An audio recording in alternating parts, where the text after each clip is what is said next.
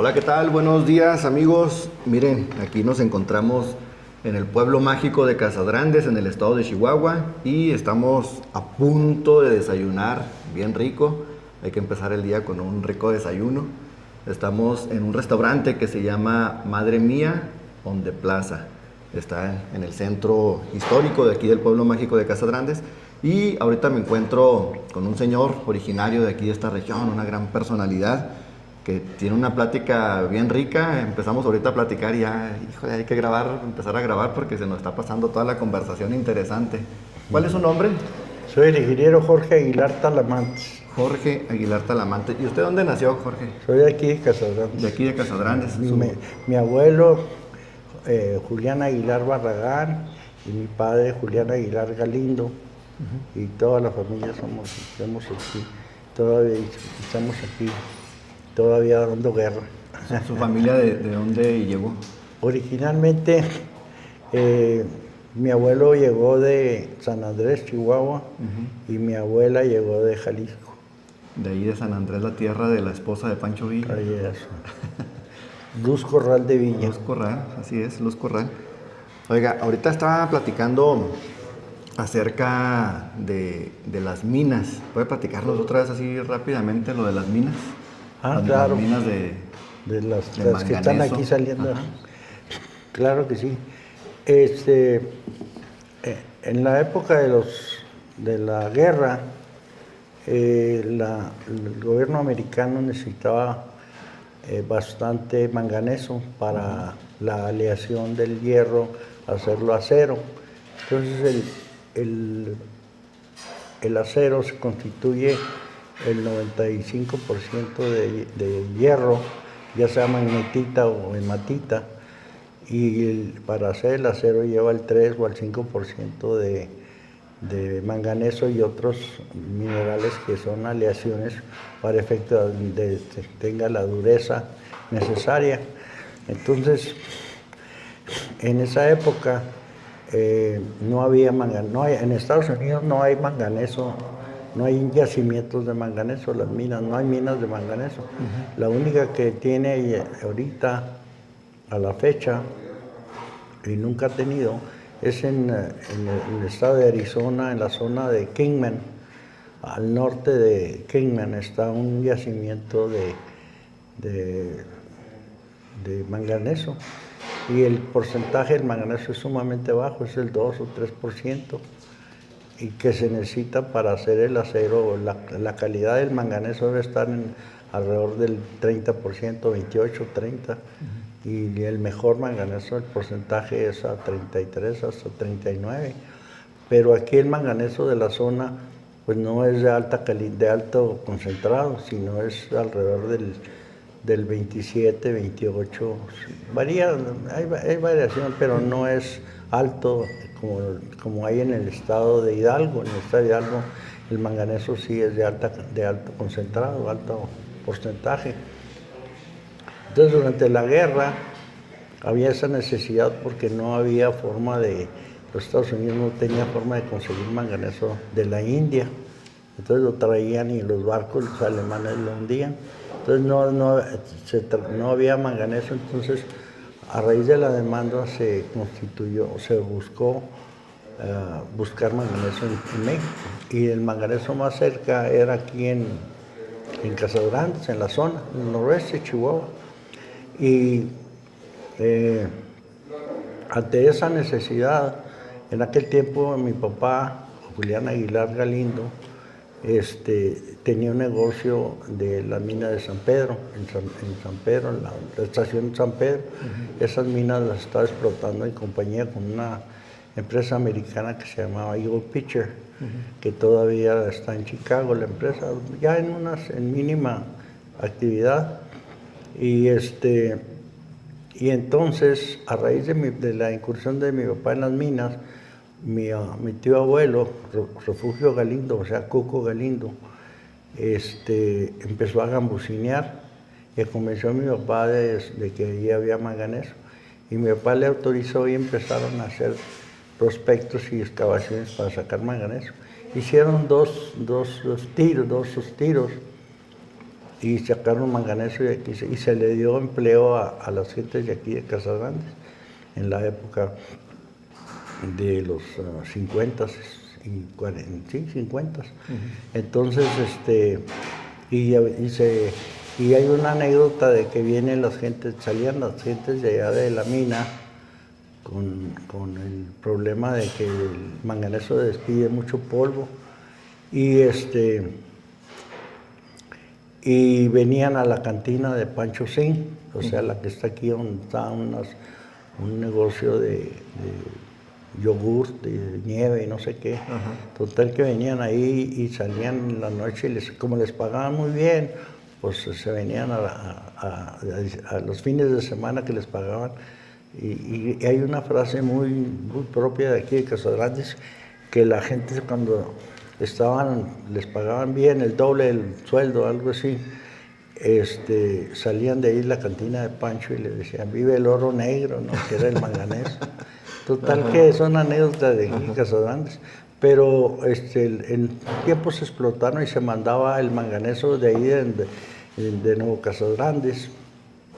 Se mandaba a la American Smelting, que está en El Paso, Texas. ¿Y aquí en qué lo transportaban allá? En camiones, en lo que llaman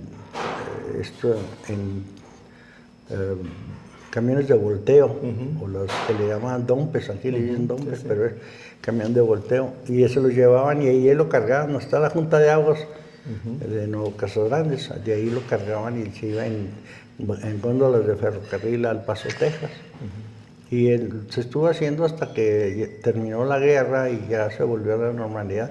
Y todavía siguieron otros denuncios, pero originalmente una de ellas se llamaba, o sea, el denuncio se hizo como Don Julián, que era el nombre de mi papá, y la otra era Don Cuco, los dos tiros que estaban ahí, de las minas. Entonces eso fue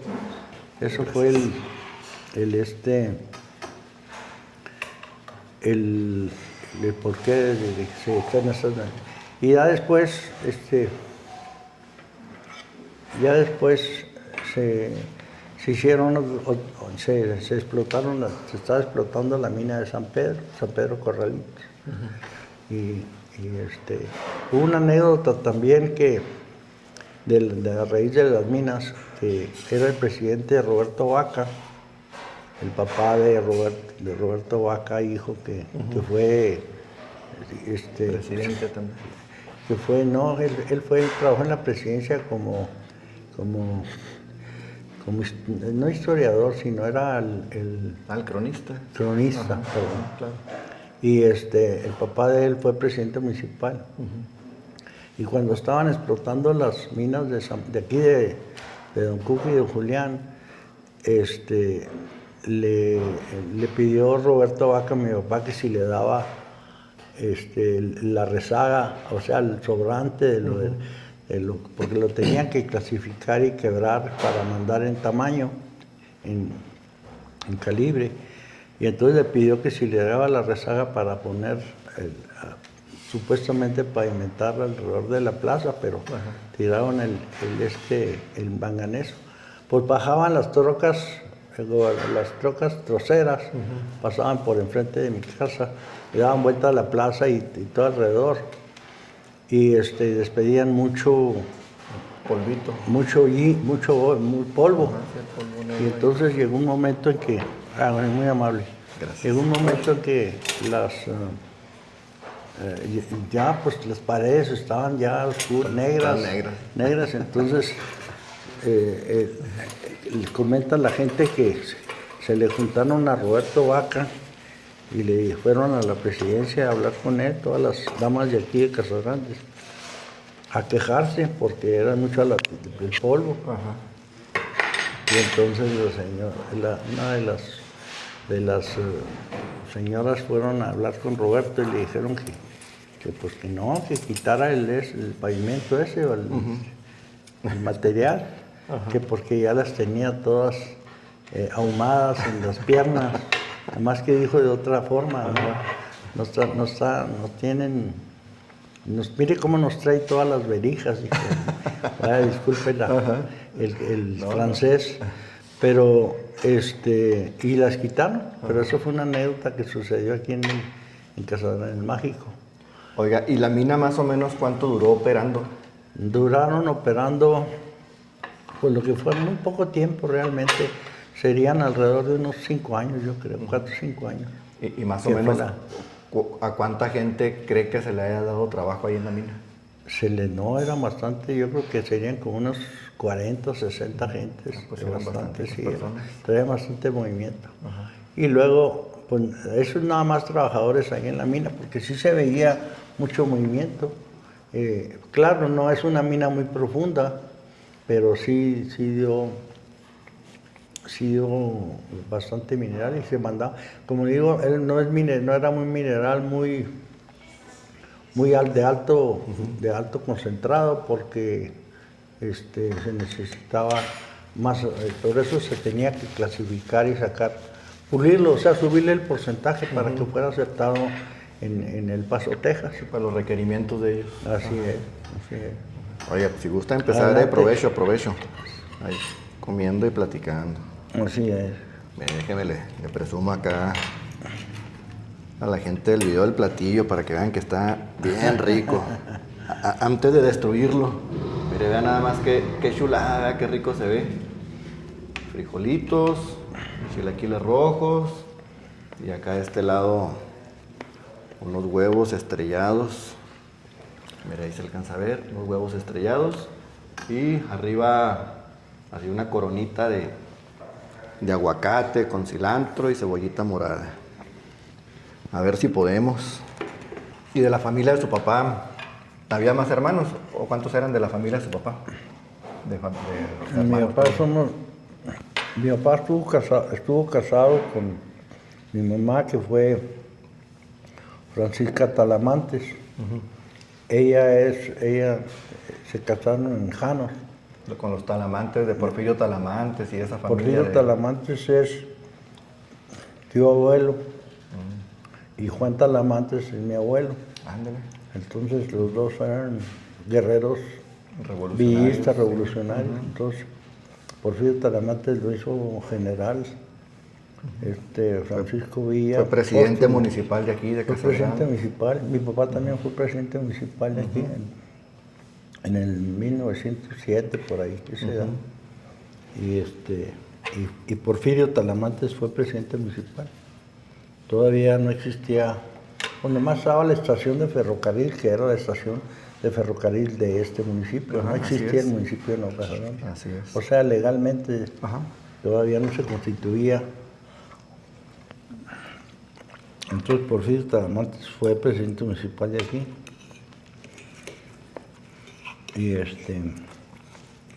Y antes de eso, ahí en mi casa, mi abuelo tenía el Banco Minero. Ahí fue el Banco Minero en la época porfirista. Más o menos, ¿cuándo iniciaría el Banco Minero? Pues comentarios de 1880 de en adelante, varían las fechas, pero más o menos. Pero la casa ahí es antigua, de los 1800, porque ya estaba mi abuelo ahí. Él era el dueño del banco. Vino la revolución y los revolucionarios volaron a caja fuerte. Ya mi abuelo no estaba el dinero ahí. A él lo asaltaron en Ascensión y le quitaron el dinero. Entonces, y murió después. Mi abuela se quedó. ¿En qué año falleció más o menos su abuelo? Creo que en 1900, en el 3, no recuerdo ahorita, no sé si él fue el 11 o el 3. Okay. Pero fue creo que debe sido en el 11. Ahí está en la tumba, aquí en el Panteón de Casadrán, ahí está la tumba de mi abuelo. Ahí debe estar la fecha exacta. ¿Cómo se llamaba su abuelo? Julián Aguilar Barragán. Julián Aguilar Barragán. Y mi padre era Julián Aguilar Galindo. Mi abuela era María Galindo, G. Galindo, G. Galindo. y ella se casó con mi abuelo, creo que en Ascensión, pero mi papá se casó en Janos, porque mi mamá venía de Sonora y se casaron en Janos, en la iglesia ahí de la que está ahí entrando a Janos, en la antigua iglesia de Janos. Y luego ya se vino mi papá para acá. ¿En qué año nació su papá? Iba con el siglo 1900. 1900. ¿Y con su mamá en qué año se casó más o menos? La verdad no recuerdo exactamente, pero deben de haber sido como en el veintitantos, después de la revolución. Termina la revolución y casorio. ¿Y usted en qué año nació? Yo soy del 46. Del 46. Sí. ¿Y cuántos hermanos tuvo? Yo soy el más chico. Mi hermano, tengo una hermana que vive en Nuevo Casadrandes y ella se casó, es la mayor. Luego sigue otro hermano, Julián Aguilar Talamantes, que fue diputado, fue diputado por el estatal y fue por la época de los 50. Mi papá fue presidente municipal de aquí de Casadrandes y luego fue diputado federal y fue después senador. Es el único senador de aquí de Casadrandes que ha tenido. Hasta la fecha no ha habido ningún otro senador. Sí, senador no. Es el único senador. Y luego se retiró de la política y se metió a los negocios, a hacer negocios. Metió el negocio de madera y luego de minería, y luego en el comercio, y la ganadería.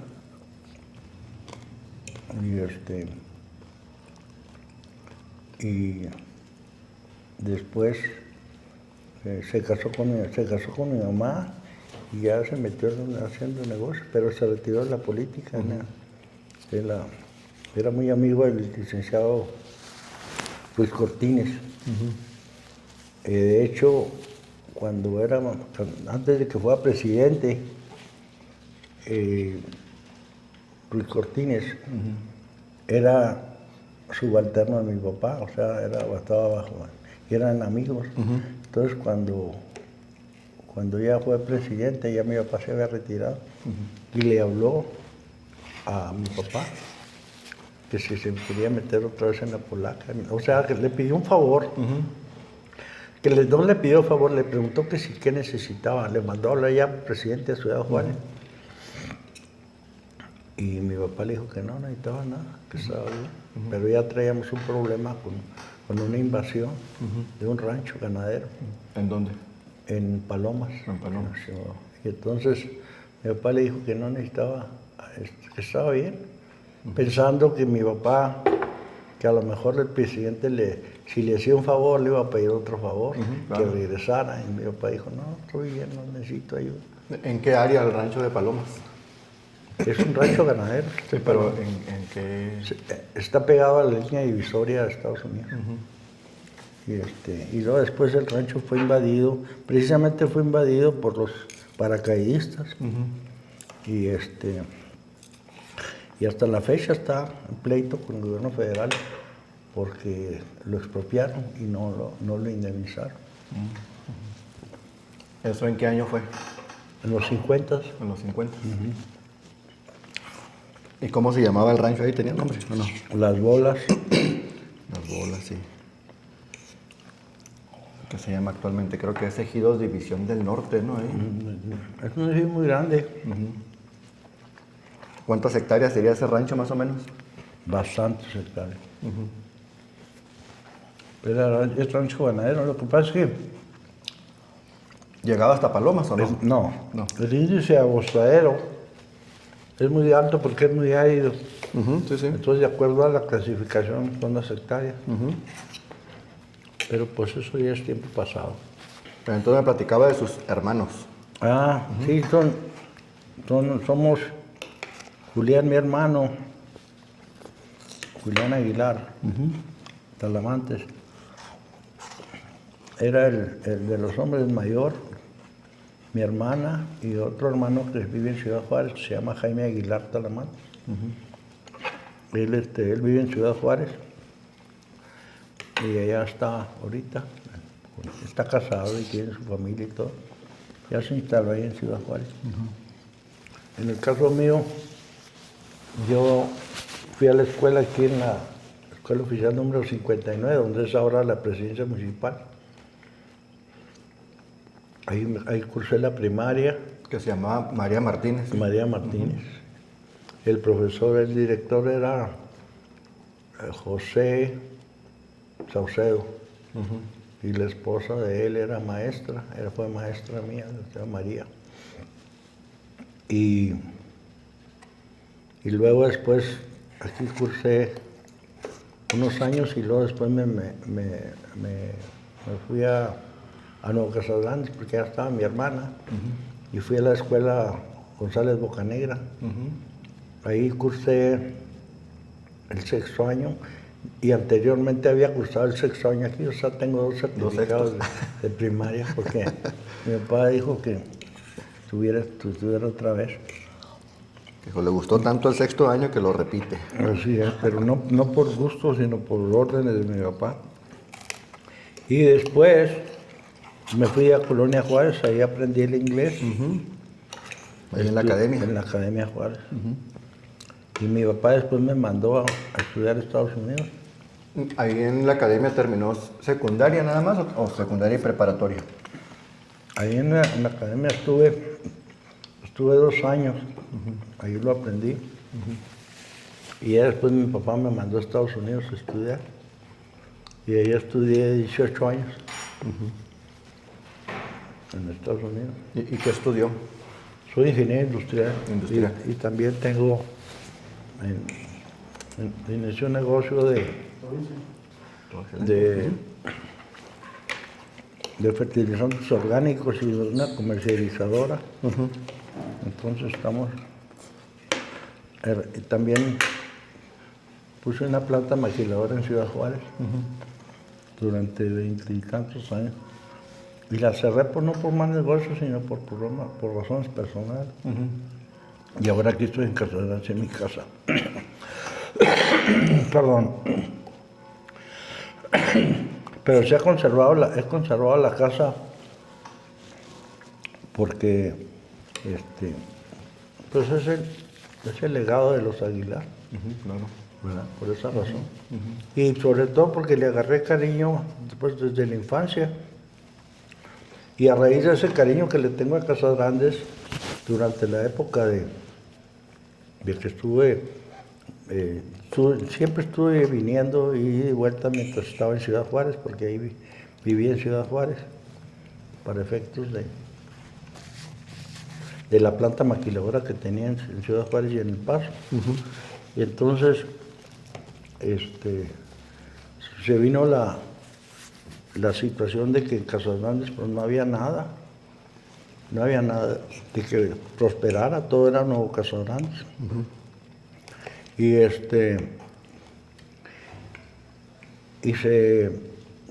veía pues que no había absolutamente nada, la agricultura estaba muy triste, o sea, muy precaria.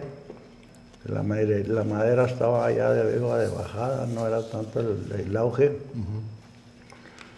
Y luego la ganadería pues está estable, no había industrialización de la industria ganadera. Entonces la única forma era promover Casas Grandes, o sea, la única salida que tenía Casas Grandes en la época de los 50 era el turismo. Para eso el gobierno del gobierno federal autorizó a una empresa, a una fundación americana que se llama la Fundación Amerin, que quiere decir American Indian, para que hicieron gestiones de venir a investigar lo que era la zona arqueológica de Paquimé, que en aquel tiempo le decían las ruinas. Y efectivamente, de chavos íbamos allá a lo que era la zona arqueológica, pues a divertirnos, porque no había nada, estaba el Picacho y estaban todos los puras lomas. Y era la diversión ir de chavos. ¿Y a qué jugaban ahí? ¿Cuál que era? Nada más andar ahí tirando piedras y viendo pues no había nada, nomás que era un Picacho, Pues una esquina. Sí, estaba todo cubierto y una que otra eran que puras lomas, sobresalía. entonces se subía uno y bajaba. Y entonces, vino la fundación y empezaron a hacer excavaciones y empezaron a darle trabajo a las gentes de aquí de Casagrandes. Duraron bastante tiempo, no sé si fueron 10 años, 8 o 10 años, algo así. Y hicieron la investigación, terminaron su propósito y se fueron. Para eso se llevaron todas las piezas arqueológicas a Dragón, Arizona, que es un rancho, pueblo rancho, más bien está está antes de llegar a Tucson. Está en un cañón que se llama el Cañón de Texas, pero está en la carretera 10 que va a Tucson. Se llama el Dragón, se llama el pueblillo. Y entonces ahí está un rancho, una fundación que se llama Amerin. Y el que manejaba, el que le encomendaron que viniera, era el doctor Charles Di Peso, que fuera el encargado de la expedición, le llamaban ellos. Y entonces estuvieron aquí y le dieron trabajo a mucha gente de aquí, los conocidos de Casagrandes, que trabajaron ahí, entre ellos a Alfonso Chavira y Polacho, que estuvo, y luego bastante gente. En aquel tiempo nomás y luego estuvieron ellos y se fueron, y se quedó, pues nomás vigilando, y nomás había, creo que dos custodios, que vigilaban, un señor Galás. Antes de las excavaciones, ¿había alguien que cuidara allí o no? Señor Galás. El señor Galás estaba antes de las excavaciones y siguió trabajando. Era Galás, él era pariente de Olayita Campos, la esposa del coronel Campos, era pariente de ella, perdón. Y Olayita, un personaje aquí en Casagrandes muy querido, ella la esposa del coronel Campos. El que fue, tengo entendido, a reserva de corregirme, pero él fue un comandante, él tuvo que ver algo con la muerte de Felipe Ángeles. O sea, no sé si él iba con el pelotón o lo transportó a Chihuahua. Sería cuestión de preguntarle bien a las gentes que saben de eso. Y entonces se fueron los gringos y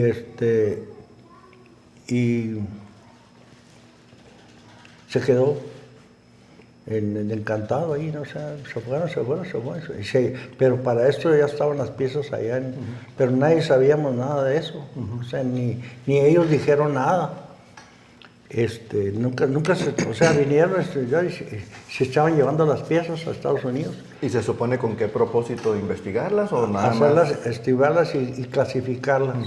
Entonces, eso se supo hasta después, pero en aquel tiempo nadie sabía nada, ni las autoridades del INAH se interesaban en informar, ni la presidencia nadie sabía nada, o sea, trabajaban y tenía todo, y de hecho hay unos volúmenes por parte de la Fundación Amerin, que se llama Casagrandes, son unos volúmenes grandes, láminas grandes de... 8 tomos los... 11 tomos. 8 son específicos y 3 son generales. Yo tuve yo compré tres colecciones y le regalé una cuando se instaló después, le regalé una al museo, que en aquel tiempo no había museo. no había museo. Y entonces se llevaron todas las piezas, o sea, nadie sabía nada, no sabíamos que se habían llevado piezas. El INAH sí sabía, porque después me di yo cuenta, por las mismas gentes del INAH a nivel Ciudad de México, me di cuenta, me dijeron que había un convenio que se habían llevado las piezas a estudiar y a clasificar, pero para esto pasaron muchos años, pasaron desde los 50 hasta los 80, de los 60, perdón, 60, 50, 57, por ahí fue cuando vinieron los gringos. Y se las llevaron. Entonces,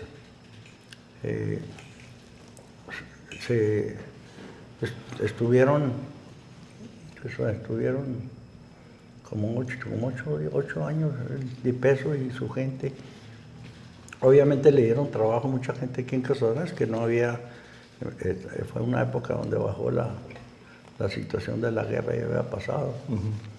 Y entonces cuando yo regresé de la Universidad de Estados Unidos a estudiar, yo ya estaba ahí en Ciudad Juárez. Primero fui empleado, me dieron chamba en una empresa en Ciudad Juárez, trabajé 6 años en una empresa de empleado y luego ya me independicé y formé mi propia empresa. Y desde entonces he sido empresario. ¿Y en lo que trabajaba, qué era lo que se dedicaba ahí la empresa? En lo que trabajaba era producción en una planta, la primera planta maquiladora. Le voy a hacer un comentario muy interesante que muy poca gente lo sabe. El concepto de maquiladora, precisamente porque trabajé en la empresa, el concepto de maquiladora, como es un dato interesante que mucha gente no sabe. El concepto de maquiladora no se creó porque el gobierno lo hubiera diseñado, no fue así. El concepto de maquiladora se creó por una necesidad de una empresa, y la empresa se llamó Molduras de Pino. Le digo eso porque yo lo viví y supe exactamente la creación y cómo estuvo. Eso no lo comenta nadie porque pues nadie lo vivió. Pero la empresa maquiladora era una empresa maderera, estaba en Ciudad Juárez. El dueño de la empresa era Leopoldo Villarreal Walton, un doctor mexicano que vivía en Estados Unidos, cirujano muy prominente. Y ese señor era un cirujano y era el presidente del hospital más famoso del Paso, Texas, el Hospital Dew. Y este señor, pues a raíz de su profesión, estaba bien económicamente.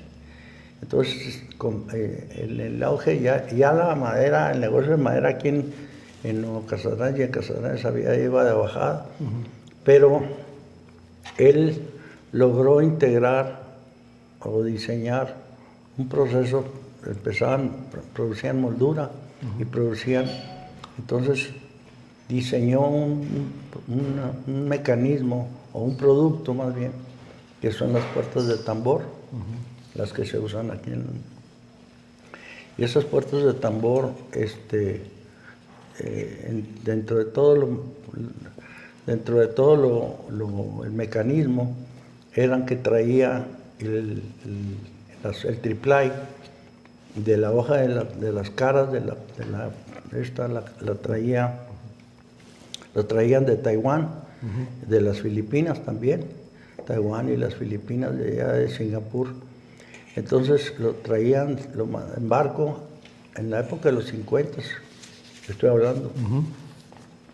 Lo traían de allá a Long Beach, California.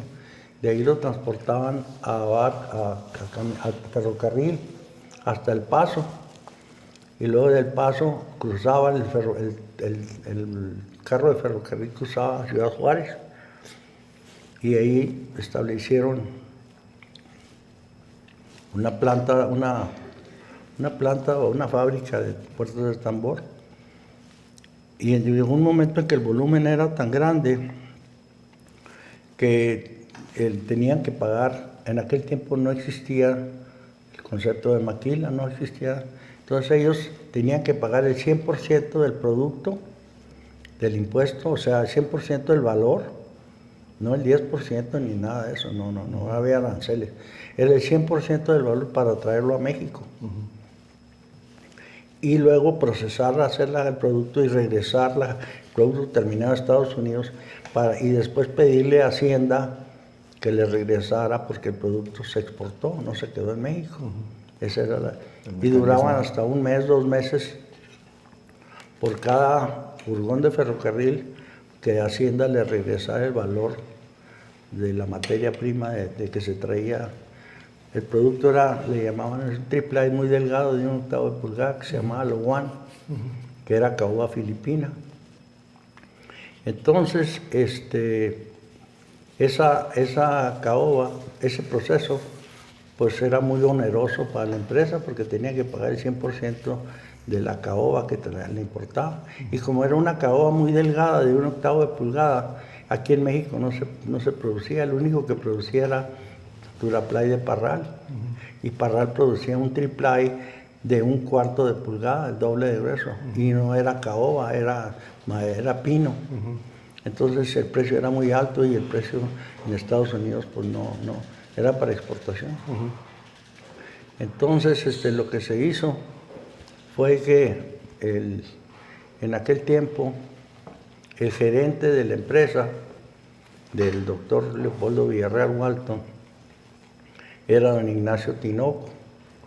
Ese señor estaba casado con su esposa, era hermana del licenciado Ortiz Mena, que era secretario de Hacienda en la época,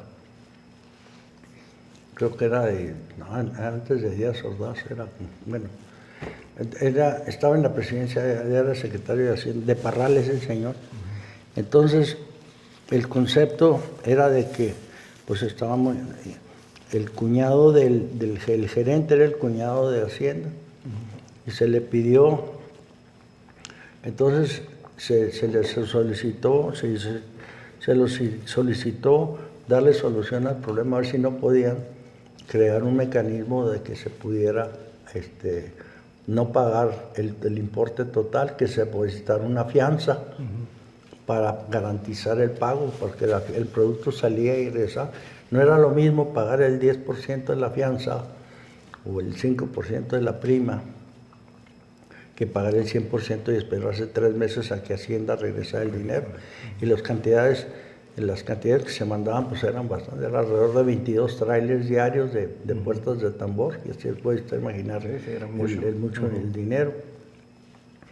Entonces fueron con el licenciado, el cuñado, fue con Ortiz Mena a México, a una cena en su casa, y ahí le pidieron, y el licenciado Ortiz Mena en su casa autorizó que se pusiera una fianza para efectos de que esta empresa pudiera, la primera empresa que hizo la primera exportación de maquila fue Molduras de Pino, no fue RCA, ni fue un diseño del gobierno federal, ni que se la inventaron, ni que las aranceles, no. Sí, fueron necesidades ahí que... Fue una necesidad por un problema que se tenía que solucionar, y de esa forma, y la primera empresa maquiladora de México fue Molduras de Pino, no era RCA, ni la RCA, ni Silvania, ni nada.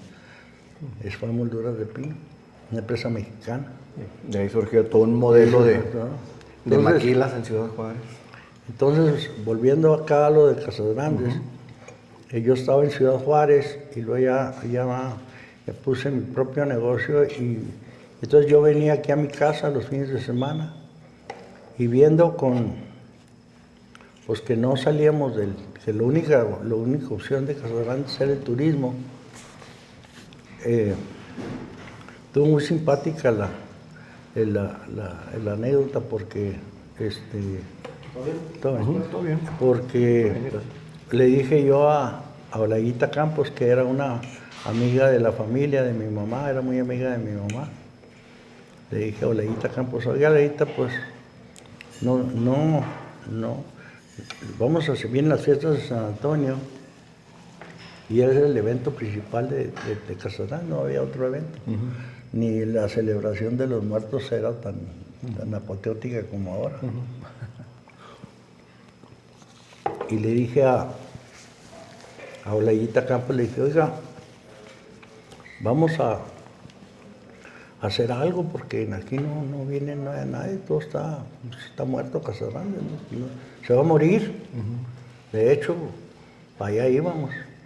Entonces le dije, vamos a hacer algo, vamos a las fiestas de San Antonio, vamos a hacer una exhibición de cosas de aquí de Casadrán, para que venga gente de turismo, porque la única solución es el turismo aquí, no hay, estoy hablando de los 70s.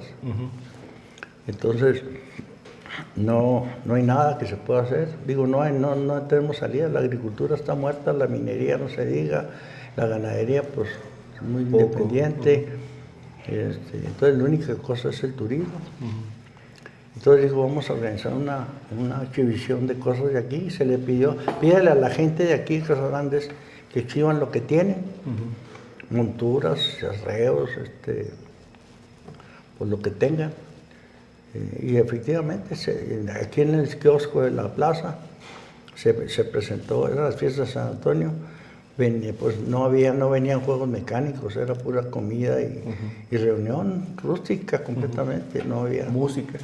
Entonces se presentaron las gentes, juntaron monturas y arreos y botas viejas y sogas y rifles y cuartas y todo lo que había. Y entre las cosas que la gente presentó de su casa eran vasijas de las que habían sacado, que un saqueo, ha habido saqueo toda la vida de piezas arqueológicas. Se empezaron a enseñar ahí en la plaza y las pusieron cada quien de su propiedad. Y así se hizo y fue un éxito. O sea, la gente le gustó, se quedó muy complacida y dijeron el año que entra hacemos. ¿Cómo llega a oídos de Lina? Estoy hablando de los llaves, ya se había ido Dipeso. Y yo llegué a oídos de Lina y entonces investigan y preguntan cómo estuvo eso de que estaban enseñando piezas arqueológicas robadas y que quién sabe qué tanto. Y el que me habló fue un profesor de Lina, el delegado de Lina, que nunca venía aquí a Lina. Lina nos tenía olvidados completamente. ¿Cómo se llamaba él? Gurrola se apellidaba. Gurrola. Profesor Gurrola. Entonces me habla por teléfono. Le preguntan quién es el que organizó todo eso. No, pues el ingeniero Jorge Aguilar Talamantes. Él es, pues total, me localizan. Me hablan a mi oficina ahí en Ciudad Juárez, a la planta maquiladora. Y me hablan y en aquel tiempo me dice, ¿con qué autorización hizo usted todo eso? No, ninguna autorización, le dije, porque pues toda la gente eran piezas de ellos, yo no tengo piezas arqueológicas. No, dijo, pues usted sabe que yo lo puedo meter al bote, usted. Así me quería meter al bote. Me dijo, porque usted anda instigando y anda haciendo negocios con piezas, con el tesoro de la nación y todo. Y le dije, no, es que total, ahí yo lo cité, en aquel tiempo lo cité. Dijo, ¿dónde está usted? No, le dije, yo estoy en Ciudad Juárez. Dijo, pues necesito hablar con usted. Sí, ¿cómo no? Total, nos vemos aquí el próximo sábado en Ciudad Juárez, en el Hotel Camino Real. Ahí lo invito a desayunar. Total, llegó ahí el profesor Gurrola y un poquito agresivo, asustándome de que lo que yo estaba haciendo, que era, usted no tiene carácter legal, ni debe andar haciendo esto, ni puede hacer esto, porque yo lo podemos meter al bote por parte de Lina y andar haciendo esto. Total, me la pintó muy fea. Y entonces ya le dije, no, es que no es así. Le dije, mire, Casadrán no tiene nada que ofrecer. Lo único que puedo ofrecer a Casadrandez es el turismo y se estaba tratando de hacer esto. No, pues usted no puede hacer eso porque usted está usurpando y total me hizo ahí un teatro bastante.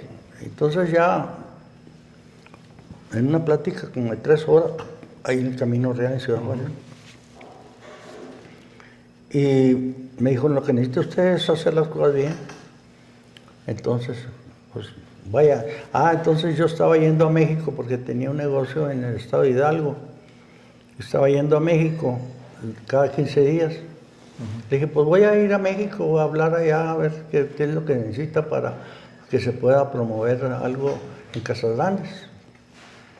Entonces me fui a México. Primero hablé al Lina para pedir cita de la oficina mía en Ciudad Juárez, en la planta. Y no me querían dar cita.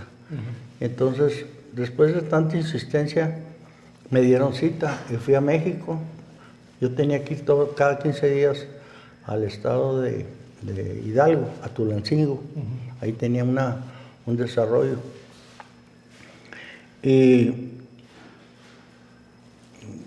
pues no me recibieron así. Entonces pedí hablar con el director del INA. En aquel tiempo era el doctor Enrique Florescano, el director nacional del INA.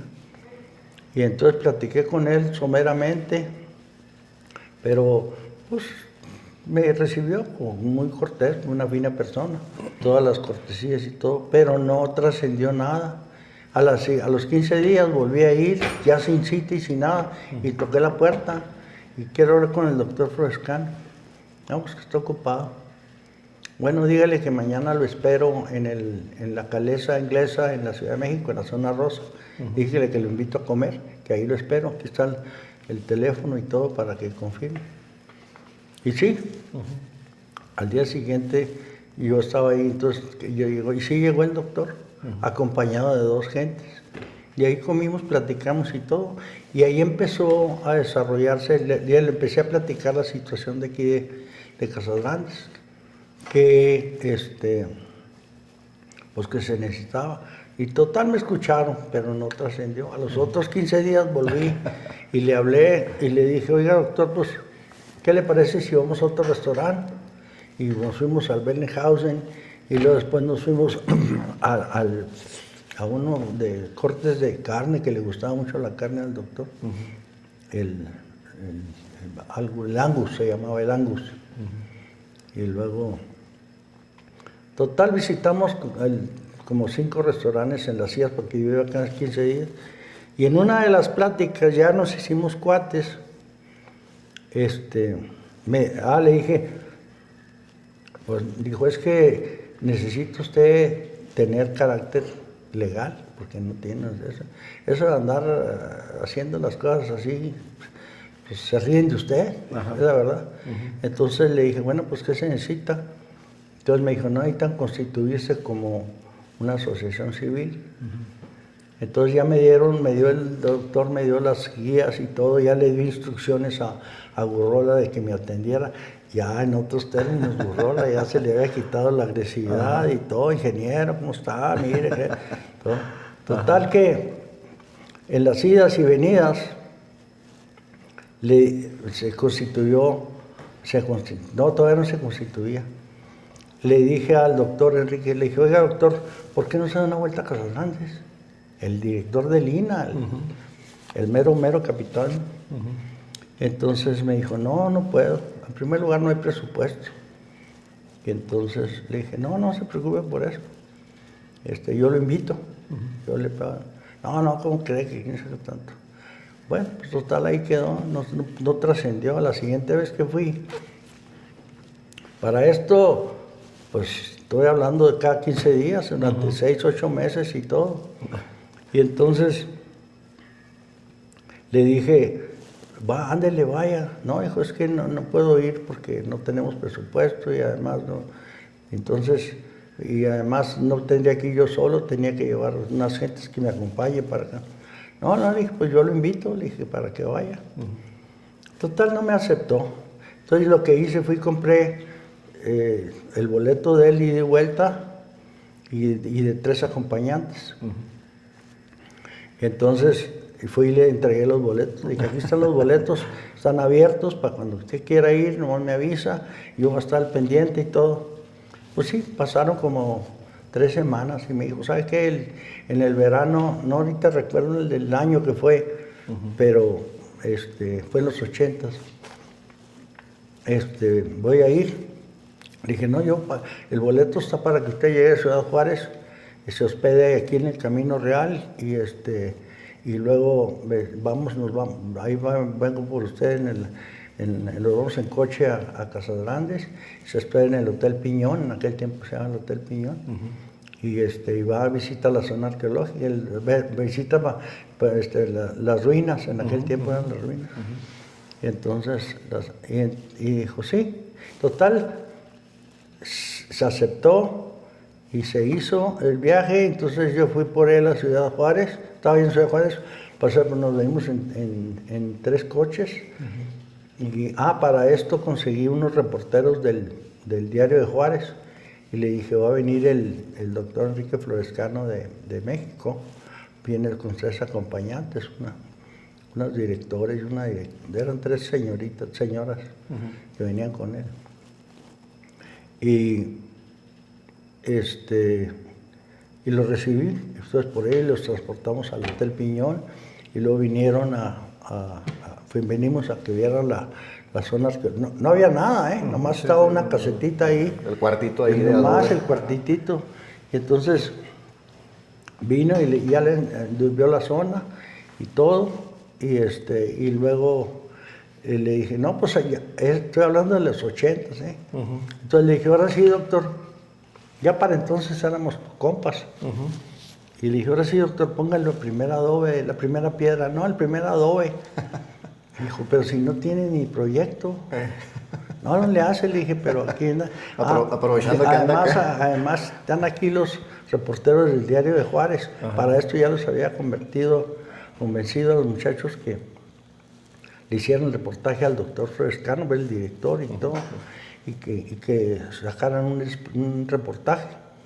Y les pagué el hotel a ellos, en la gasolina y una lanilla para que vinieran y todo.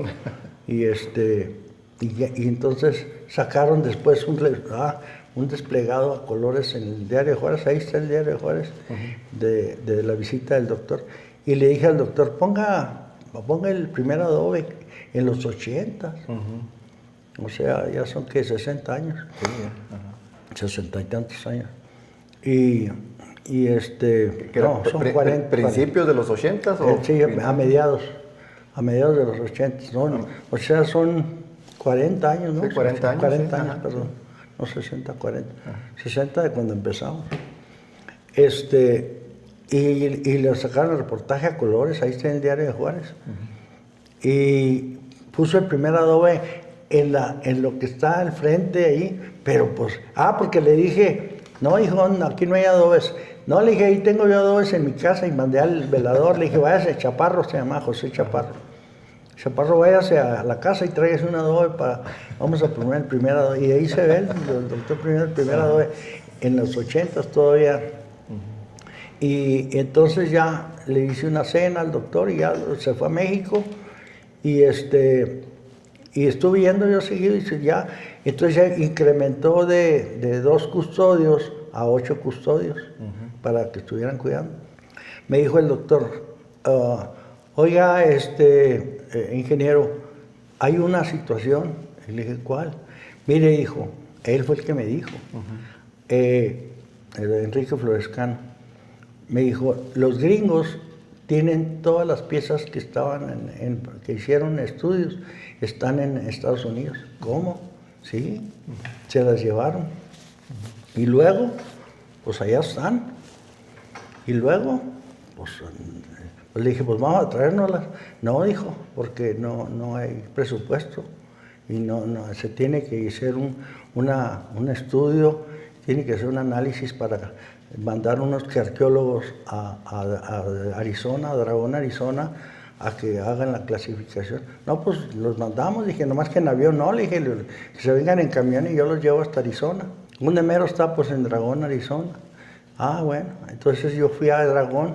Ahí dijo, pero primero hay que solicitar al Congreso la cancelación del tratado que se hizo binacional con Estados Unidos, donde ellos se llevaron las piezas y las tienen que regresar. No, le dije, pues gestiónelo. ¿Y cómo se los vamos a traer? Yo me las traigo, le dije, yo tengo los trailers, yo tengo los camiones, tengo los choferes, tengo todo, le dije, para traérmelas. Y entonces me dijo, no, sí, sí, le dije, yo me las traigo. Y entonces dijo, bueno, voy a solicitar la cancelación del tratado, porque era un tratado binacional, no nomás tráetelas y ya. Y además notificar a los gringos de que nos lo vamos a traer. Para esto ya se había constituido la Asociación Amigos de Paquimé, se constituyó en Ciudad Juárez. Entonces, cuando se constituyó, dije, no, pues yo no puedo estar ahí poniéndome de presidente, porque van a decir, este cuate se quiere adornar y quiere hacérselas pasarse. Entonces yo le pedí a Chanía Chavira, Rosa María Chavira, hermana de Alfonso Chavira, que trabajó en la presidencia muchos años. Le dije, Chanía, tú vas a ser la presidenta de Amigos de Paquimé y consíguete gente para constituir me das los nombres y todo. Entonces me dieron un poder a mí para yo solicitar la constitución de la Asociación de Amigos de Paquimé. Entonces en Ciudad Juárez yo pertenecía al Club Rotario Juárez Industrial, que fui socio fundador, y pertenecía a los Charros y a la Cámara de Comercio del Paso y la Cámara de Comercio de Juárez. Y entonces uno de los amigos míos, el licenciado Vicente Gómez de Ibarra, era notario, su hijo es notario ahorita en Ciudad Juárez. Le dije, oye Vicente, te quiero meter de socio de Amigos de Paquimé y todo. Entonces, y a Federico de la Vega, el dueño de los del Río, y a Jaime Bermúdez, el presidente de Ciudad Juárez, que fue el dueño del Parque Industrial Bermúdez. Esos son socios de Amigos de Paquimé. Entonces le dije, Chanía, tú vas a ser la presidenta para que tú rijas yo te ayudo. Y entonces se constituyó la asociación y Chanía fue la presidenta de la asociación, se constituyó y se registró ante Hacienda y se registró ante la Secretaría de Relaciones Exteriores y se constituyó como asociación civil. Entonces, ante esa situación ya se pudo gestionar el traslado de las piezas de Dragón, Arizona, hasta Casagrandes. Entonces me dijo el doctor, ¿dónde las vas a administrar? Almacenar. No, dije, yo tengo bodegas. Para esto Federico de la Vega, el dueño de los del Río, dijo, oye Jorge, yo tengo las bodegas, yo te las presto aquí en Ciudad Juárez, las de la Carta Blanca. Le dije, pues déjame ver. Y la aduana de Ciudad Juárez estaba vacía, no tenía nada que enseñar. Entonces me dijo, aquí te las guardo yo y te las llevas después cuando quieras. Está bueno. No, dije, ya, esto no se me hace bueno. Entonces, ¿cómo le vamos a hacer? Traérmelas y dejarlas en Ciudad Juárez para sacarlas. ¿Cómo las voy a sacar? ¿Con qué? ¿En dónde las voy a sacar? No olvídese, el edificio de la aduana vacío. Dije, ahí se van a quedar y nos vamos a quedar chiflando en la loma. Entonces, yo en aquel tiempo estaba exportando por Palomas, porque tenía un negocio ahí en el estado de Hidalgo y lo estaba exportando por Palomas. Y me era muy amigo del administrador de la aduana, el licenciado Casillas, muy amigo de mi hermano Julián. Había sido. Y entonces le dije, oye licenciado, ¿sabes que me quiero traer unas piezas arqueológicas? Para eso también lo hice socio de Amigos de Paquimé. Y había venido, iba a reuniones aquí en mi casa el licenciado con su señora y todo. Y el cónsul de México, de Costa Rica, Buck Flores se llamaba, y era el cónsul del Paso. También era socio de Amigos de Paquimé, lo hice socio. Y entonces le dije, ¿sabes qué? Voy a traerme 2 trailers, eran 40 toneladas, se cargaron 2 toneladas. Para esto me traje a 2 arqueólogos y los llevé hasta Dragón. Se estuvieron allá 3 meses clasificando todo para traerse las piezas. Las clasificaron y entonces, no, está bien. Esas piezas las clasificaron y me dijeron, ya están listas las piezas. O sea, mandaron y mandé a Polacho y mandé a quien otros de aquí que fueron allá a casa de Polacho, debe saber quiénes eran. Se fueron a Dragón, Arizona, y allá estuvieron 3 meses y clasificaron, cargaron llevé 2 cajas de contenedores, 2 cajas grandes de 40 pies, y estuvieron guardando pieza por pieza, hasta que estaban cargados. Ya me avisaron que estaban listos. Entonces hablé con el licenciado Casillas. Le dije, ¿sabes qué? Estas piezas, en lugar de pasarlas por Juárez, las voy a pasar por Palomas. Y no quiero que me abras la caja. Quiero que me firmes el pedimento tú. No quiero que sea un vista tú como administrador, porque era amigo mío. Entonces le dije que me ayudes en eso. Y entonces él hizo la inspección y firmó el pedimento. Se vinieron los trailers y entonces llegaron a Nuevo Casagrande. Yo tenía el local donde estaba yo utilizando ahí, donde está la casa eléctrica. Ese terreno era mío. Y entonces ahí puse yo, porque me dijo Elina, necesitamos una bodega pero tienen que venir de México 2 arqueólogos, tienen que ir allá para ver dónde van a guardarse las piezas. Son tesoros de la nación y tienen que estar bien resguardados, y la humedad, y necesita estar sellado 24 horas vigilado, no pueden estar solos. Le dije, no, yo tengo la bodega y tengo el personal para cuidarlos. Total, estuvieron ahí como 6 años, creo, 4 o 6 años, fijando, hasta que... Entonces se llegaron y se almacenaron ahí, pero volviendo a lo del doctor, del licenciado, del doctor Enrique Florescano, se autorizaron la importación, se empezaron, llegaron aquí, y para esto se constituyó la Asociación Amigos, el licenciado Gómez Ibarra, que fue el notario. Él constituyó la asociación en el restaurante Paso del Norte, que era el mejor restaurante de Ciudad Juárez.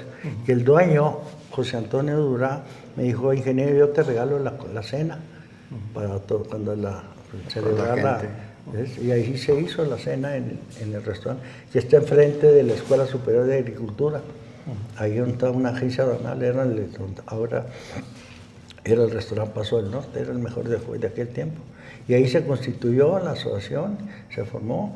Entonces ya fue cuando se trajeron las piezas, me las traje y las guardé yo 3 años.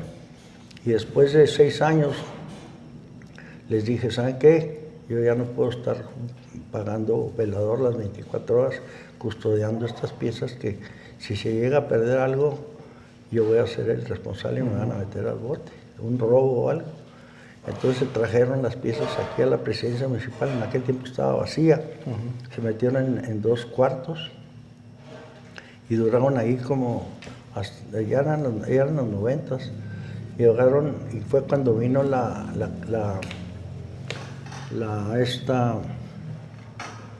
campaña de Salinas, y donde le pidieron que se hiciera el museo, y le dije, pues aquí tenemos las piezas, ya están aquí. Y esa fue la razón por la que se hizo el museo. Si las piezas no hubieran estado aquí, no se hubiera hecho el museo, para nada, porque traérnoslas, ¿sabe qué? Las vamos a bailar, vamos a hacer esto, que vamos a traérnoslas, que vamos a comenzar, los gringos que nos la traigan, que se vengan, que las vamos a importar. No, pues ¿cuándo? Entonces, ya estaban las piezas y se le solicitaron a Salinas que se hiciera el museo, lo autorizó. El que lo terminó fue Cedillo, lo entregó. Y un dato curioso que vale la pena mencionar, cuando se inauguró el museo no me invitaron para nada. Pero yo hice las cosas no Sí, claro. no Ajá. porque me lo agradecieran, sino porque yo quiero a Casas Grandes, y por esa razón se hizo. Y esa es la razón por la que está ahorita el museo, porque las piezas ya estaban aquí. Ay, déjeme decirle, no le costó ni un centavo a nadie, ni a la asociación, porque la asociación, todo lo que generó se generó para gastos de ellos. Y yo fui el que pagué todo el movimiento, todos los transportes, los choferes, las operaciones, lo de Florescano, todo con la intención de ayudar a Casas Grandes. Y esa es la historia de que está el museo. De donde las está. piezas que están ahí en el Las museo. piezas que están, son 40 toneladas. Mucho material. No lo van a, no lo dejan, no lo van a clasificar. Y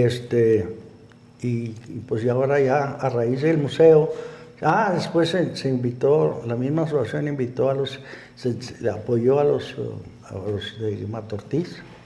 En aquel tiempo Juan Quesada pues todavía no hacía pininos.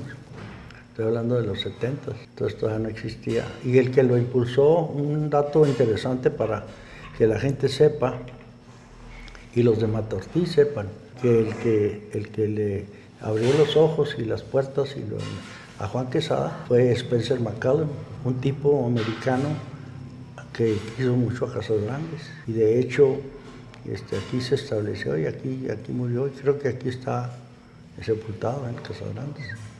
Pero él fue el que le convenció a Juan Quesada, porque andaba vendiendo las ollitas ahí en Columbus, y le dijo a él que él le compraba todas las ollas que hiciera, y la verdad es que fue triste la situación de Spencer, porque a la hora de la hora el que se llevó todo el crédito fue Juan Quesada. Claro, por su habilidad y todo, pero el que le abrió el mercado fue Spencer McCallum. Y creo que el municipio le hizo un reconocimiento a Spencer aquí en Casas Sí, hasta hace poquito le hizo un reconocimiento, tengo entendido. Pero esa es la historia y Matortiz. Yo empezó a raíz del museo, y luego Matortiz, cerámica, y luego ya el gobierno del estado crearon los festivales y todo eso. Esa fue la razón. Y ya falleció Spencer, y falleció la señora de Spencer, Amy, y ahora pues ya el museo ya está en mejor situación. Pero sí, y ahora con el nuevo proyecto del jardín etnobiológico, que Roberto lo está respaldando, y unas gentes que quisieran ir a adueñarse de un terreno que no era de ellos, era donación por parte a lo menos eso fue lo que dijo en el juzgado el ingeniero Vega, que era donación ese terreno, pero aparentemente ya perdieron no sé, el pleito, sigue el pleito ahí, pero ya este señor Jones, que donó un terreno, y luego el municipio que está donando las hectáreas para que sean, creo que 60 y tantas hectáreas, que va a venir a ayudar mucho. Lástima que metieron caballos ahí ahorita se están arrasando con todo el pasto etnobiológico que hay, ¿verdad? Pero esos van para afuera. Claro. Pero ese es, en términos generales, esa es la historia del museo, y de molduras de pino también. Oiga, unas preguntas. Cuando usted empieza a ir allí para la Ciudad de México, ahí con Enrique, en primera instancia, nada más era como para tener los permisos para poder seguir haciendo aquí la feria. No. Cuando yo fui a México fue para saber cómo se podía ayudar, no permisos. Nunca se pidió permiso para feria, no. Porque ¿Y la feria se siguió haciendo o ya no? No, más una vez. O sea, es más, no fue feria. Fue una exhibición que se hizo. Y a raíz de la exhibición, a los 3 meses, me habló Gurrola. Fue cuando me amenazó de meterme a la cárcel. Pero nunca se organizó como feria ni nada. No, para nada. No, nunca fueron ferias, ni carácter de ferias, ni nada. Pues son festejos que hacía la presidencia. No, la presidencia no, la hacía la iglesia. Creo que la presidencia le da la concesión a la iglesia de celebrar el santo patrono, pero no eran ferias, nada de hecho la presidencia no tenía que ver nada, era la iglesia. Porque el santo patrono de las ferias patronales. Bueno, Y la que se llevaba la utilidad para la iglesia era arreglarles iglesias. Y todavía en aquel tiempo mi mamá vivía y ella le tocó, pues ella cantaba en el coro, mi mamá. Era muy amiga de Olayita, por eso existe ese afecto con Olayita Campos, que era muy amiga de la familia. Oiga, y luego ya cuando que se van a traer las piezas, ¿usted se había visualizado también como hacer un museo? ¿O pensaban utilizar algún otro edificio como la presidencia? No. Tampoco. Cuando yo me traje las piezas, lo que a mí me interesaba, porque a insistencia del doctor Florescano me dijo, pues ahí están las piezas. Cuando digo, ahí están las piezas, él de una plática que tuvimos accidentalmente dijo, están las piezas en Dragón. ¿Cuáles piezas? No, dijo, pues los gringos se llevaron. ¿Cómo se las llevaron? Sí, dijo, allá están. ¿Y luego? No, dijo, pues allá están. No, dijo, no podemos porque no hay presupuesto. Fue cuando yo le dije, yo me las traigo. O sea, yo no sabía nada. Era básicamente nomás para tenerlas acá en México. Sí, que estuvieran acá. Y entonces fue cuando yo le dije al doctor Florescano que pusiera el adobe, las piezas estaban todavía allá. Porque yo lo convencí de que se interesara, por eso lo traje, lo invité. Y entonces cuando estábamos aquí se me ocurrió a mí, si pues póngale una vez aquí, ponga el primer adobe. Dijo, si no tienes ni plano, ni tienes nada, ni proyecto, ¿qué te pasa? Usted póngalo, ya éramos compas. Sí, claro. Y entonces lo puso y ahí está la foto con el diario de Juárez. Entonces, y a raíz de eso, ya empecé yo a encaminar para traernos las piezas. Y entonces fue cuando ya se trajeron las piezas, pero ya después, pero fue un proceso largo porque tenía que el Poder Legislativo tenía que cancelar se tenía que cancelar el convenio binacional y eso requería el Congreso de la Nación. Entonces no estaba tan peladita. Y luego ya cuando se autorizó y todo entonces ya fue cuando yo mandé a los 3 arqueólogos allá primero que hicieran la revisión de la bodega que yo tenía en Nuevo Casagrandes, que la adecuaran, que la dejaran del techo y que tuvieran arriba, que no hubiera humedad y todo, vinieron 3 arqueólogos y luego después se fueron otros 3 a Dragón a clasificarlas y cargarlas. Y luego se vinieron y luego descargarlas y meterlas a la bodega y cerrar. Para esto los trailers duraron 3 años, los 2 trailers así porque no había donde arreglar, no arreglaban la bodega. Entonces duraron 3 años hasta que me dijeron, yo los tenía rentados. Entonces la empresa americana me dijo, oye, mis trailers, pues allá están en Casagrandes. Y luego, no, pues sabes que tienes que pagar. No, le dije, te los voy a traer. Yo seguía pagando la renta mensual de los 2 trailers durante 3 años. Ya casi era mejor comprarlos, ¿no?